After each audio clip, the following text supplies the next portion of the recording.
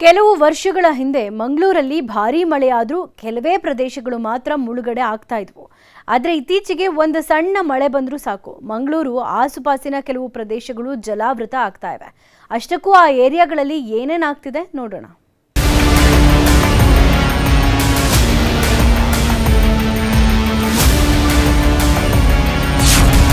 ಹರಿಯೋ ನೀರಿಗೆ ಅಡ್ಡಲಾಗಿ ಮಣ್ಣು ತುಂಬಿ ಕಾಮಗಾರಿ, ಅಲ್ಪ ಮಳೆಗೂ ಪ್ರವಾಹ ಪರಿಸ್ಥಿತಿ ಎದುರಾಗುವ ಆತಂಕ.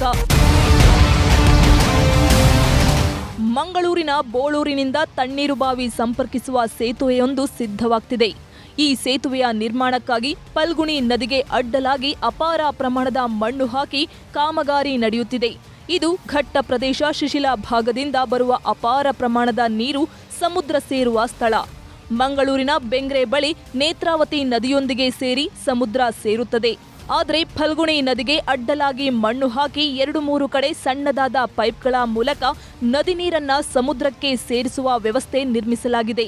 ಇದರಿಂದಾಗಿ ಮಳೆಗಾಲದಲ್ಲಿ ನದಿ ನೀರು ಸಲೀಸಾಗಿ ಹರಿಯಲು ಸಾಧ್ಯವಾಗದೆ ದೊಡ್ಡ ಅನಾಹುತಗಳು ಸೃಷ್ಟಿಯಾಗುವ ಎಲ್ಲ ಲಕ್ಷಣಗಳು ಕಂಡುಬರುತ್ತಿದೆ. ಅದರೊಳಗೆ ಇಡೀ ಹೊಳೆಯ ನೀರು ಹೋಗ್ಲಿಕ್ಕಿರುವಂಥದ್ದು 2 ಚೇಂಬರ್. ಇಲ್ಲಿ ನಮ್ಮ ಹಳ್ಳಿಗಳಲ್ಲಿ ಒಂದು ತೋಡಿರ್ತದಲ್ಲ, 2 ಚೇಂಬರ್ ಹಾಕಿದ್ದಾರೆ. ಅಷ್ಟು ದೊಡ್ಡ ಮಳೆಯ ನೀರು ಫೋರ್ಸಲ್ಲಿ ಬಂದಿದ್ದು ಈ ಚೇಂಬರಲ್ಲಿ ಆಚೆಗೆ ಪಾಸ್ ಆಗಲಿಕ್ಕೆ ಉಂಟು ಅನ್ನುವಂಥದ್ದು ಒಂದು ಪ್ರಶ್ನೆ. ಅಷ್ಟು ದೊಡ್ಡ ಮಳೆಯ ನೀರು ಫೋರ್ಸಲ್ಲಿ ಬಂದು ಇಲ್ಲಿ ರಿವರ್ಸ್ ಆಗಿ ರಿಬೌಂಡ್ ಆಗಿ 4th ಮೇಲ್ ಮುಖಾಂತರ ಕೆಳಗೆ ಒಳಗಡೆ ಹೋಗಿ ಮತ್ತೆ ಪುನಃ ಇಡೀ ಕೊಟ್ಟಾರ ಚೌಕಿ, ಮಾಲೆಮಾರು, ದೇರೆಬೈಲು, ಕೂಳೂರು ಇವೆಲ್ಲವೂ ನಿಯರ್ಲಿ ಅಬೌಟ್ 4 ಅಡಿ ಮುಳುಗ್ತದೆ. ಈ ರೀತಿಯಲ್ಲಿ ಬ್ಲಾಕ್ ಮಾಡಿಕೊಂಡು, ನದಿಯನ್ನೇ ಬ್ಲಾಕ್ ಮಾಡಿಕೊಂಡು ವರ್ತುವ ಕೆಲಸ ಮಾಡ್ತಾ ಇರುವಂಥದ್ದು.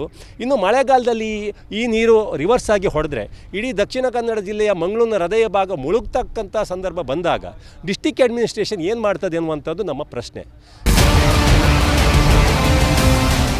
ಮಳೆಗಾಲದಲ್ಲಿ ಒತ್ತಡ ಹೆಚ್ಚಾಗಿ ಸಮುದ್ರದ ನೀರು ಹಿಮ್ಮುಖವಾಗಿ ಚಲಿಸಿದ್ದಲ್ಲಿ ಮಾಲೇಮಾರ್, ಕೊಟ್ಟಾರ, ಕೂಳೂರು, ಅಬ್ಬಕ್ಕನಗರ ಸೇರಿದಂತೆ ಹಲವು ಪ್ರದೇಶಗಳು ಜಲಾವೃತಗೊಳ್ಳಲಿದೆ. ಪ್ರತಿ ಮಳೆಗಾಲದಲ್ಲಿ ಸುಮಾರು 2 ಇಂಚಿನಷ್ಟು ನೀರು ಈ ಭಾಗದಲ್ಲಿ ನಿಂತರೆ ಈ ಬಾರಿ ನೀರಿನ ಮಟ್ಟ 7 ಇಂಚುಗಳಷ್ಟು ಏರಿಕೆಯಾಗಲಿದೆ.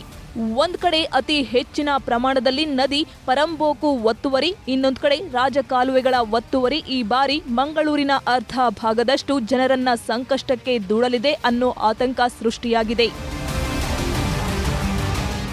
ಬಟ್ ಲಾಸ್ಟ್ ಟೈಮ್ ಒಂದು ಇನ್ಸಿಡೆಂಟ್ ಆಯಿತು. 17ನೇ ತಾರೀಕು ಜುಲೈ ಆಗುವಾಗ 12:30 ಗಂಟೆಗೆ ಬಂದ ನೆರೆ ಬೆಳಗ್ಗೆ 5 ಗಂಟೆವರೆಗಿತ್ತು ನೆರೆ. ಆ ನೀರು ಇಳಿದು ಹೋಗಲಿಲ್ಲ. ಅಷ್ಟು ಹಾಗೆ ಆಗೋದಿಲ್ಲ, ಯಾಕೆ ಮಳೆ ನಿಂತಿದೆ. ಮಳೆ ನಿಂತ ಮೇಲೆ ಇಳಿಬೇಕಿತ್ತು, ಇಳಿಲಿಲ್ಲ.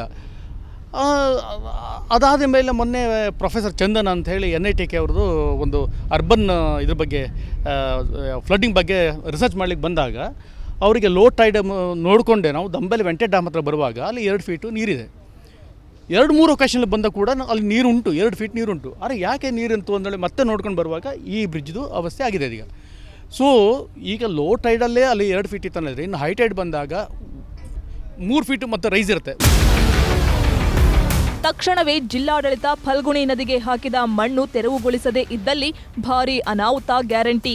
ನೀರು ಬಂದ ಬಳಿಕ ಪರಿಹಾರ ಕಾರ್ಯ ಮಾಡೋ ಬದಲು ಈಗಲೇ ಮುನ್ನೆಚ್ಚರಿಕೆ ಕ್ರಮ ಕೈಗೊಳ್ಳಬೇಕು ಅನ್ನೋದು ಸ್ಥಳೀಯರ ಒತ್ತಾಯ. ಕ್ಯಾಮರಾಮ್ಯಾನ್ ನಿಖಿಲ್ ಸುವರ್ಣ ಜೊತೆ ಅಜಿತ್ ಕುಮಾರ್, ನ್ಯೂಸ್ 18 ಮಂಗಳೂರು.